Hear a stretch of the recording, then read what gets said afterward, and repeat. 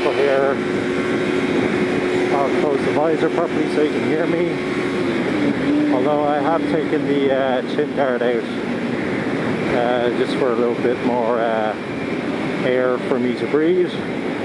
So hopefully that isn't making any strange noises for you guys. And hopefully I can use this footage for a vlog.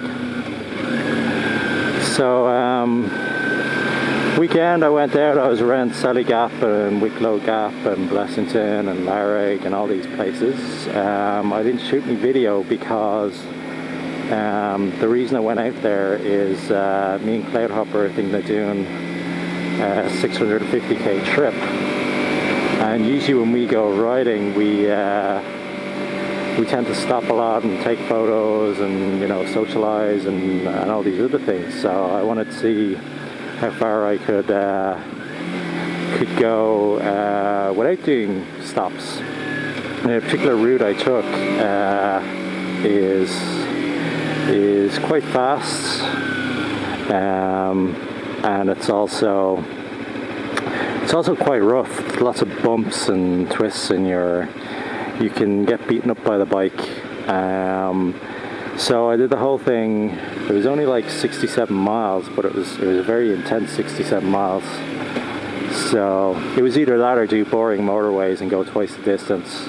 I figured they're both about equal in terms of testing your endurance.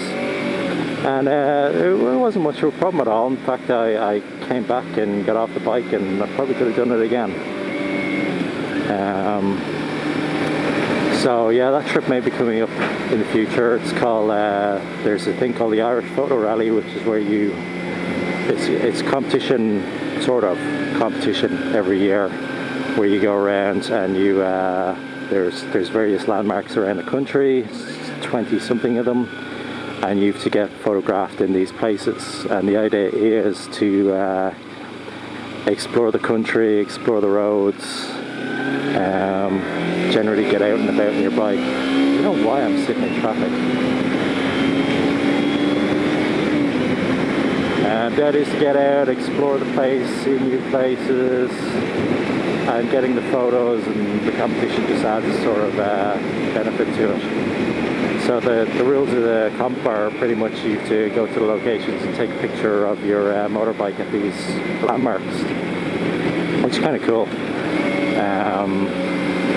So we're thinking of doing that, and Cloudhopper, he's put up a couple of vlogs. He's having a little bit of trouble with his camera setup at the moment. He's had a camera or two die on him, and he's had issues with angles and issues with editing software, and to be honest, that's all to be expected. Did a lot of talking with him about cameras today, actually, and software. I mean, you can use just about anything. You can make it work. I mean, the cheapest cameras, I think, you know, you can get cameras for like $6, and I know vloggers who are using those same cameras. Now they might have paid $50 for them, but you can get them for $6 if you know where to look. And they work quite well, with maybe one or two minor issues, but you know, these things can be worked around. You're far better off having a system which maybe isn't HD, where, you know, maybe it's not the easiest thing to start and stop the camera, which is an issue I have, than to have a system that's, you know, all the latest, greatest, full HD and 60 FPS and blah blah blah. It's better to have something that's comfortable and works than to have the latest cutting edge technology, I think. Because basically if it works, you're going to use it. If it's an absolute nightmare, you're not going to use it. It's like the Contour HD. I thought about getting a Contour HD, but one of the things that annoys me about it is you can't have a separate external microphone when you buy it out of the box. So of course you can use a separate sound recorder, but then you've got to sync audio to So you lose that ability to just, you know, press the button, record a short video, turn it off, plug in the USB cable, upload it to YouTube, forget about editing. And that's not to be underestimated. I generally do run my clips through an editing software first, but I like having the option of just being able to do something completely raw and say, there you go YouTube, that's me, warts and all, see how you like it. But you know, it's if you really don't want a camera in your face, you want a completely unrestricted visor, it's a good option. Now you can modify the Contour HD to add an external microphone. There are videos on YouTube and there's forum posts, and this would give you that ability back and also turn it into a great vlogging system. So that's a benefit too. Of course, you lose all your warranty and everything else, and you potentially mess up your camera. But I'd probably do it if I owned a HD today, Contour HD. I would probably add a microphone to it. I'm just looking at the Citroen Speedo. It's reading 35 kilometers an hour, and I was reading about 30. So, and I know to trust that car because I have that car. I have the coupe version, which is a nicer looking rear end on it, and I know they're fairly accurate on the old Speedo. But back on topic, you can add a microphone to Contour HD, and then your only problem is getting the angle and trying not to have too much of the view obscured, which is one thing I don't like about it. I know Rebel Yell 91 has it on the side here, the left side. I can catch a bit of a glimpse of his visor.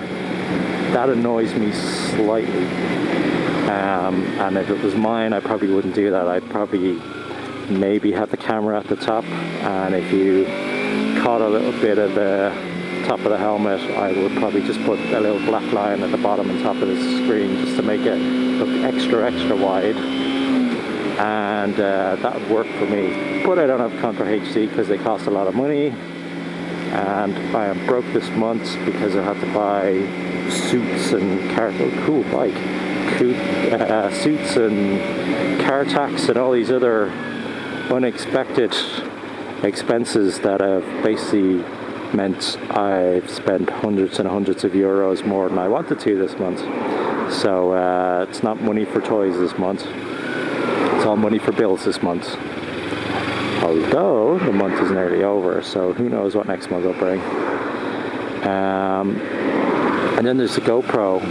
From what I've seen, you can't just plug a microphone directly into the ports on it, which seems really stupid. If you could do that, it would almost be the perfect vlogging system. Okay, it looks stupid when it's attached to a helmet, but who cares?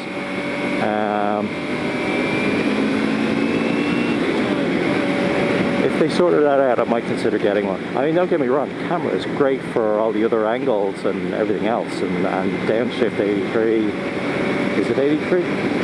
You all know downshift anyway. Downshift makes great use of the various angles and all the rest of it, so that's pretty awesome.